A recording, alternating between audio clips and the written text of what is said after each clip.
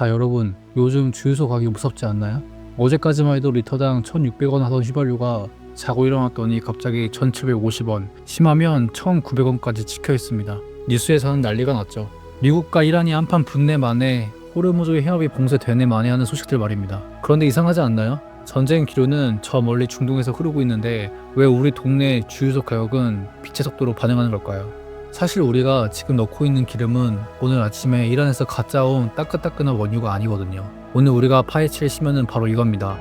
전쟁이라는 비극을 기회로 삼아 우리 지갑을 합법적으로 털어가는 정유사들의 재고 이익과 가격 비대칭성의 비밀을요. 심연의 사회 문제. 일단 상황 파악부터 해보죠.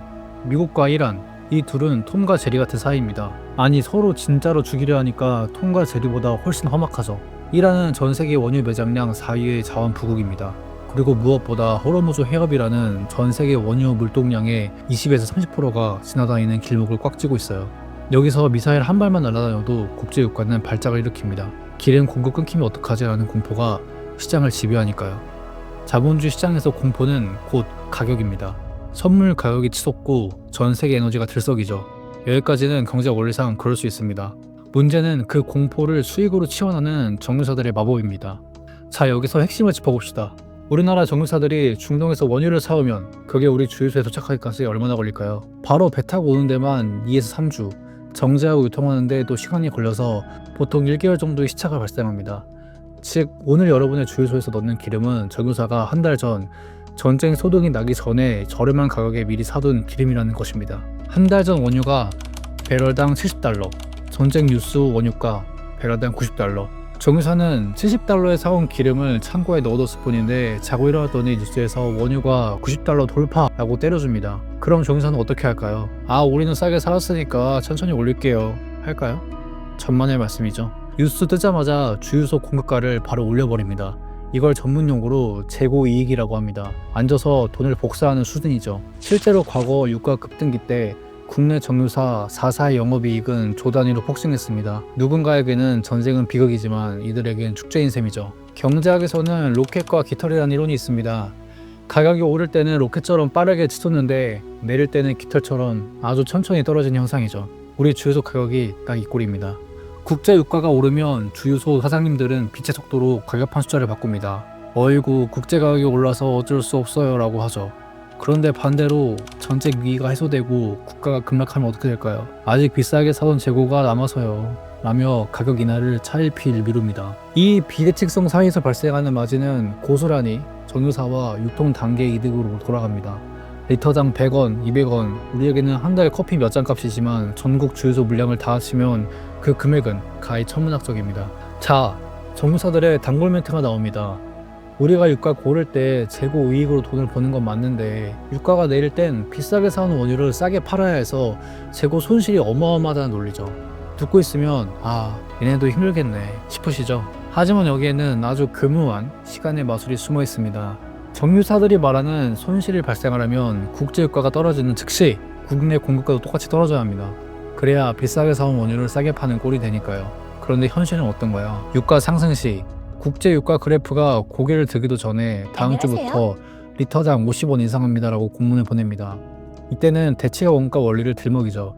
앞으로 3월 원유가 비싸지니까 지금 가격을 올려야 기업이 돌아간다는 겁니다. 유가 하락 시 자, 이제 국제유가가 떡락합니다.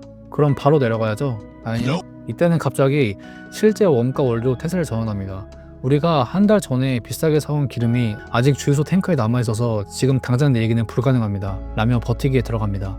위에 언급했듯이 이걸 경제학에서는 로켓과 깃털이라는 형상으로 부릅니다. 오를 땐 로켓처럼 쏘아 올리고 내릴 땐 깃털처럼 천천히 내려가죠. 결국 정유사들은 오를 때 벌어놓은 돈으로 내릴 때 손실을 방어하는 수준을 넘어 하락기에도 마진을 챙깁니다. 소비자들은 유가가 오를 때도 고통받고 내릴 때도 제값을 못 받는 이중고를 겪는 셈이죠. 정유사 수익의 핵심은 사실 원유 가격 그 자체보다 정제 마진에 있습니다. 전쟁 위기로 유가가 불안정해지면 정유사들은 수급이 불안하다는 핑계로 정제 마진을 슬쩍 올립니다. 원유가가 10달러 오를 때 휘발유 가격을 12달러치만큼 올리는 시기죠. 이렇게 되면 유가가 내릴 때 설령 재고 손실이 조금 발생하더라도 이미 뻥튀기 해놓은 정제 마진으로 충분히 상쇄하고도 남는 장사를 하게 됩니다. 결국 정유사에게 전쟁은 리스크가 아니라 가격 결정권을 마음대로 휘두를 수 있는 치트키가 발동되는 시간인 겁니다.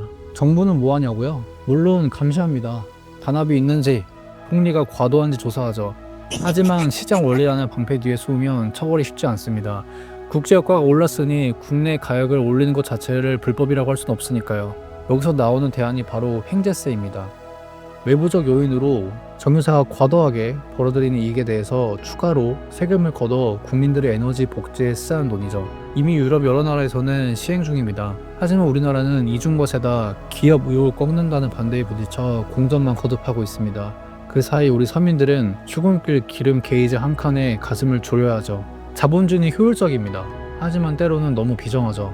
누군가의 고통과 국제적인 비극이 누군가의 장부에는 기록적인 영업이익으로 지키는 시스템, 그리고 그 비용은 오로지 평범한 소비자들이 짊어져야 하는 이 구조. 전쟁이 터졌다는 뉴스에 기름값을 올리기 위해 분주히 움직이는 손길들, 그 속에 숨겨진 심연은 단순히 경제 논리로만은 설명되지 않는 탐욕의 영역일지도 모릅니다.